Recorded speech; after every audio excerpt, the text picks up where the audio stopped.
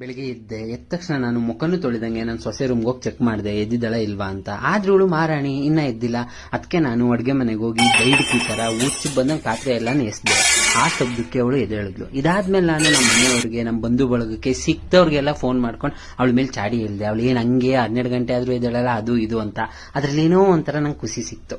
ಇದಾದ್ಮೇಲೆ ನಾನು ಏನ್ ಮಾಡಿದೆ ಅಂದ್ರೆ ತಿಂಡಿ ತಗೊಬಂದ್ ಕೊಟ್ಲು. ತಿಂಡಿ ತಿಂದು ನೋಡ್ತೀನಿ ನನ್ಕಿಂತ ಚೆನ್ನಾಗಿ ಮಾಡ್ಬಿಟ್ಟವಳೆ ಚಿನಾಲಿ. ಅದಕ್ಕೆ ನಾನು ಅಯ್ಯೋ ಅದ್ ಸರಿ ಇಲ್ಲ ಇದ್ ಸರಿ ಇಲ್ಲ, ಉಪ್ಪು ಜಾಸ್ತಿ ಆಗದೆ, ಹೋಗು ಮತ್ತೆ ಮಾಡ್ಕೊಬರೋಗು ಅಂತ ಬೈದ್ಬಿಟ್ಟು ಕಳಿಸ್ದೆ. ಆದ್ರೂ ಚೆನ್ನಾಗಿತ್ತು. ಅವಳು ಹೋದ್ಮೇಲೆ ಒಂದ್ 5 ತಿನ್ಕೊಬಿಡ್ತೀನಿ. ಇದೆಲ್ಲ ಆದ್ಮೇಲೆ ಮಧ್ಯಾಹ್ನ ಆರಾಮಾಗಿ ಕುತ್ಕೊಂಡು ಫೋನ್ ಯೂಸ್ ಮಾಡ್ತಾವಳೆ.